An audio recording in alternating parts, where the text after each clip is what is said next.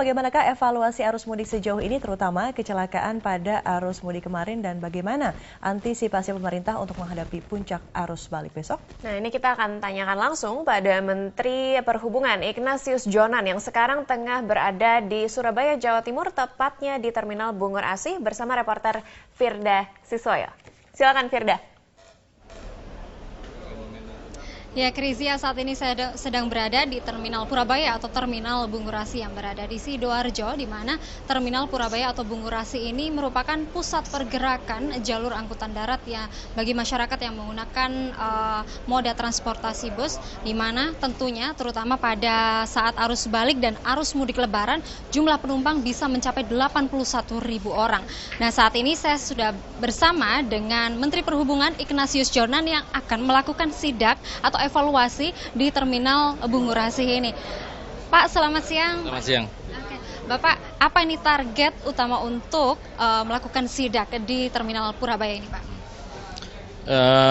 Yang utama itu saya ingin mengetahui berapa bis yang sudah diperiksa atau diuji petik kelaikan jalannya, dan berapa yang diminta untuk diperbaiki, berapa yang diizinkan jalan, berapa yang harus diperbaiki panjang, jadi tidak mungkin jalan hari ini dan sebagainya. Berbicara tentang kelayakan sarana transportasi ini, Pak, khususnya bis ini. Kita tahu bahwa angka kecelakaan pada arus mudik dan arus balik Lebaran ini menurun, tapi tidak diiringi dengan perbaikan angkutan, terutama angkutan bus atau transportasi darat dan beberapa transportasi lainnya. Ini bagaimana, Pak? Begini ya, kalau transportasi darat itu menurut saya sih banyak yang bisa diperbaiki. Yang paling sederhana aja, yang paling mudah aja gitu. Itu adalah sistem layanan kepada masyarakat atau calon penumpang. Misalnya kalau yang misalnya antar kota, antar provinsi, ya, mestinya sistem tiketingnya itu juga udah lebih canggih lah gitu ya, bisa online, bisa apa, sehingga membuat semua disiplin.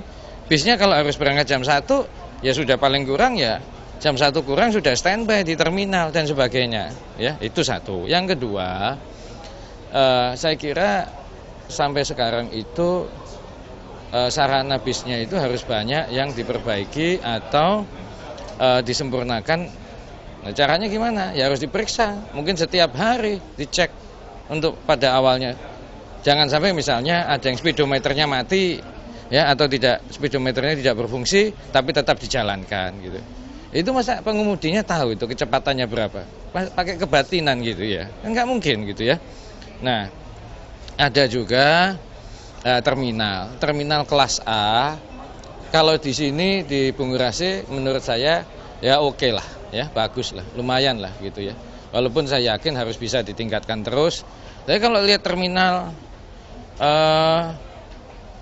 Terboyo di Semarang, waduh minta ampun. Ya, itu pasti banyak orang nggak mau itu ke sana dan sebagainya. Ini yang saya kira makanya makin lama banyak bis malam yang kualitasnya itu bagus, malah bikin depo sendiri di luar terminal untuk ngangkut penumpang karena penumpangnya nggak mau ke terminal dan sebagainya. Itu yang perlu diperbaiki. Itu aja. Berarti untuk arus mudik maupun arus balik Lebaran tahun ini tentunya masih ada armada yang belum siap atau belum layak untuk jalan, Pak? Pasti ada. Iya. Terus bagaimana angka kecelakaan ini bisa turun? Oh, kalau begini itu saya kira relevansinya tidak penuh.